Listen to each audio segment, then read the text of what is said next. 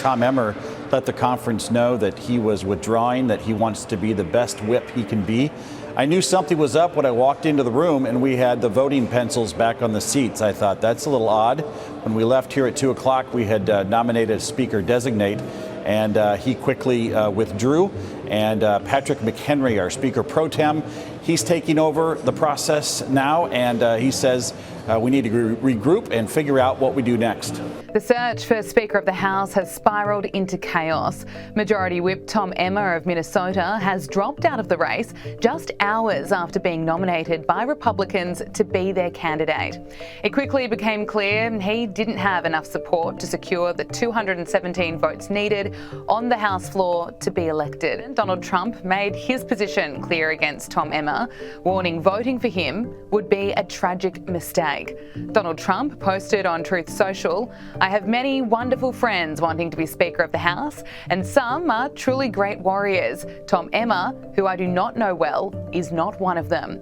He never respected the power of a Trump endorsement or the breadth and scope of Make America Great Again. He is totally out of touch with Republican voters." Tom Emmer's withdrawal sends Republicans back to the drawing board, scrambling for a replacement, 3 weeks after Kevin McCarthy was ousted. The party is deeply fractured. Conservative and moderate factions are divided over who should be leader. When Kevin McCarthy was voted out, some GOP lawmakers suggested putting forward Donald Trump for House Speaker. A lot of people have been calling me about Speaker. All I can say is we'll do whatever's best for the country and for the Republican Party. We have some great people. I just want to say we have some great people. Would you take the job? A lot of people have asked me about it. I'm focused. You know, we're leading. I don't know you. I'm sure you don't read too much in the papers, but we're leading by like 50 points for president. You know, my focus is totally on that. If I can help them during the process, I would do it.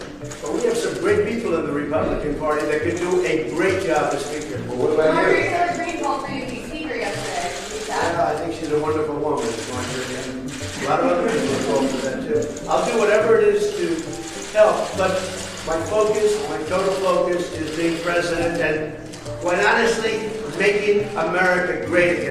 The former president endorsed Jim Jordan of Ohio, but he didn't get the votes. So it's back to square one, and extraordinarily, one of the most powerful positions in Washington remains vacant. This means no legislation can pass, and members of the House of Representatives can't vote on anything except a replacement.